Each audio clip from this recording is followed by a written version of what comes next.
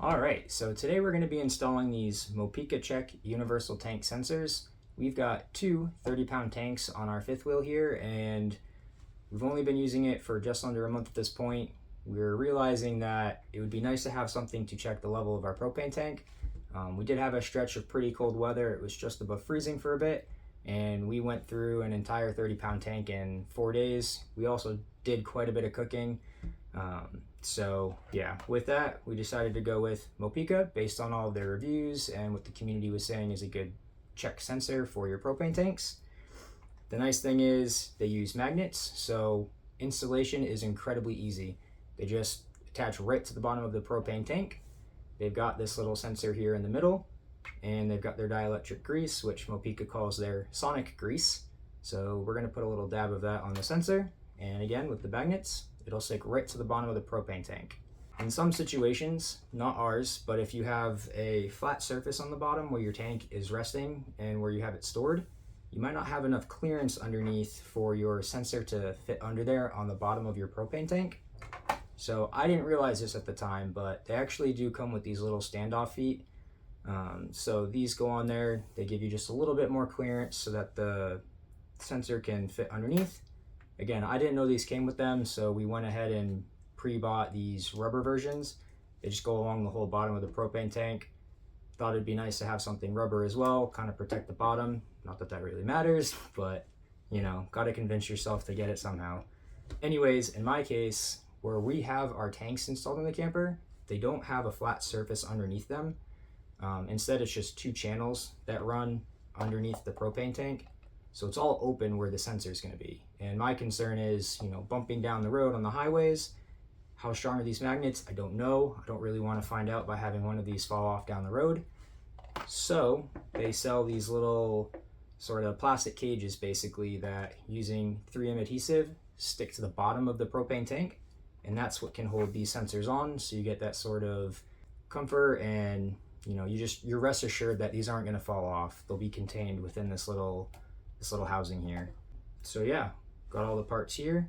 And then the cool thing is they have their own app that you can download, and it's used via Bluetooth. So with that, we're able to check the tank level of our propane tanks and see what the level's at, all via Bluetooth. We don't have to go up to, you know, our panel here and press a button and look at the LEDs. I've read that they can show you percentage, they can tell you how many inches you have, and they're not just used for propane tanks. You can use these for your freshwater and gray water tanks as well. So it's really any tank that you need to check. Obviously there's certain size restrictions, but for our application, we're gonna go install them on the propane tank. Here you can see I'm getting ready to install the propane sensors. The instructions tell you to clean off the bottom. I'm using some rubbing alcohol just to get any dirt, grime, grease, anything out from the bottom so that we can have a good connection. And now I'm putting my standoff rubber ring around it. Like I said, they do come with other standoff feet, so you could use those as well, but in my case, we got the rubber ring. Here I just wanted to show where our propane tanks are installed. You can see that the bottom is wide open. Since it's wide open, I decided to use this to my advantage, so I installed the tank so that I know that it's level, so that when I go to install the propane sensor, it'll read accurately. Syncing the sensor to the app was a breeze. There's a button that's on the sensor that says sync, so all you do is open up your app. It's going to continue to search for any sensors within the area. So you go ahead, press and hold that sync button on the Mopeka sensor, and eventually you'll see it show up in the app.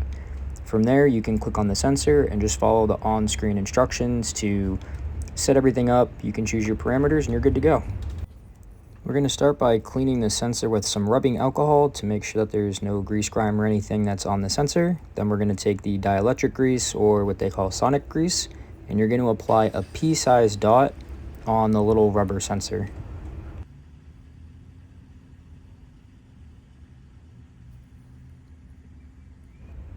Then back inside the app, they have this handy-dandy feature here that can show you essentially if your sensor is level or not. So as you can see, the green dot is moving around the screen as I manipulate the sensor in my hand.